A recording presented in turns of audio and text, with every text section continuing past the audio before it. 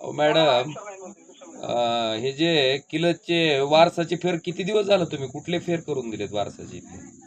किती महिन्यापासून पेंडिंग आहेत? कुठल्या मंडळाकडे किती? तुमचा तहसीलदार साहेब किती दिवसाची मुदत आहे तुम्हाला एखाद्याने तुमच्याकडे वारसाचा फेर दिला तर? मग ह्यांच्या काय बापाचं राज्य काय हरामखोरांचं 3-3 महिने झालं फेर का ओढले नाही त्याने? शासन पगार देत नाही का तुम्हाला? का मंडळ अधिकाऱ्याला पगार देत नाही? फुकट काम करता काय तुम्ही आमचं? 3-3 महिने जीवाला लाजा कशा वाटत नाही तुमच्या? 3-3 महिने का वाढला नाही फेर? मला सांगा, का फेरफार झाला नाही? तुम्ही माहिती घेत नाहीत का तहसीलदार का झालं नाही 17 दिवसात म्हणून? माहिती काय घेता? का वाढला नाही मला याचं एक्सप्लेनेशन पाहिजे. 3 महिने का लागले याला?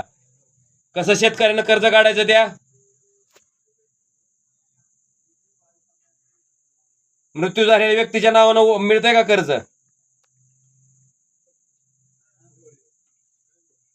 होय मॅडम. मला उद्याच्या उद्या जेवढे फेर आहे ते उद्याच्या उद्या, माझं ऐकून घ्या नीट, उद्याच्या उद्या. आणि फोन चालू ठेवायचा तुमचा मॅडम. फोन जर बंद आढळला इथून पुढे ह्यांचं कुणावर ह्यांना कारवाई करायचे अधिकार कुणाला आहेत? लावेश देऊला फोन सस्पेंड करा, यांना हाकलून द्या घरी. तुम्ही तुमच्याकडं ही सज्ज आहे, किलतचं सज्ज आहे ना तुमच्याकडं?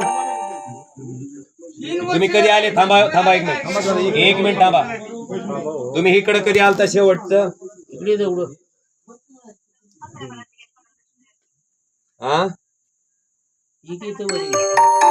किती तारखेला आलता? अहो किती तारखेला आलता? मी तुम्हाला तारीख, तुम्ही तलाठी आहेत ना, शिकलेले आहेत ना, तुम्ही कुठल्या तारखेला आलता, कुठल्या दिवशी आलता, कुठल्या वारी आलता ते सांगा ना मला.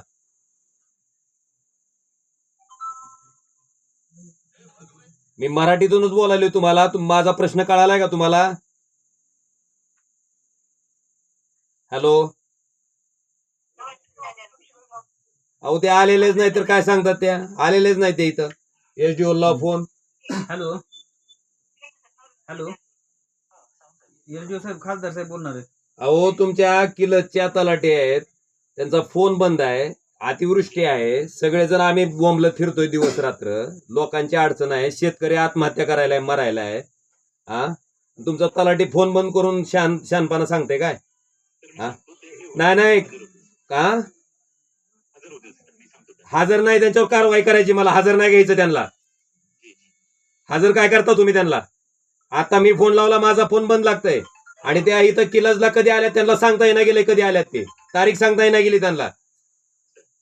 कशाला? नोकरीची गरज नाही तर देणार राजीनामा, जा घरी ना म्हणाव.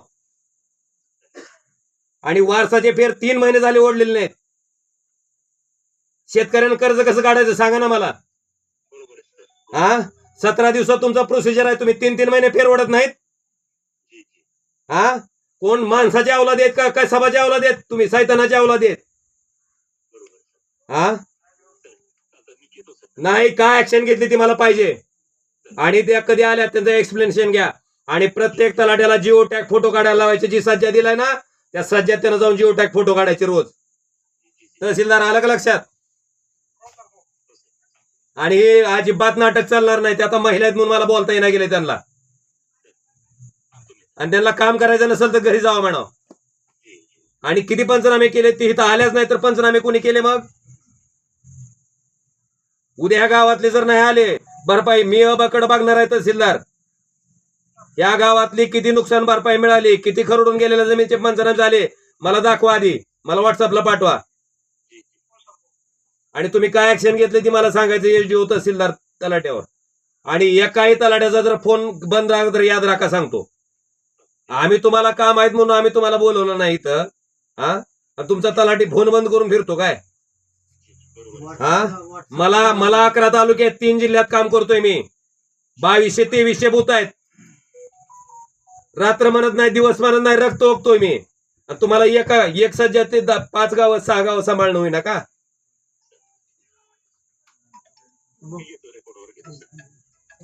ते सुधारणा करा आणि मला उद्याच्या उद्या वारसाचे पेर पाहिजे तहसीलदार इथले किलतचे. तुमचे नाव सांगा कुठले कुठले ते. तुम्हाला नाव मी व्हॉट्सअपला पाठवतो आता. आणि त्या मॅडमला उद्यापासून ह्या गावात यायचं म्हणून सांगा रोज. हो, ऑफिस मध्ये मॅडम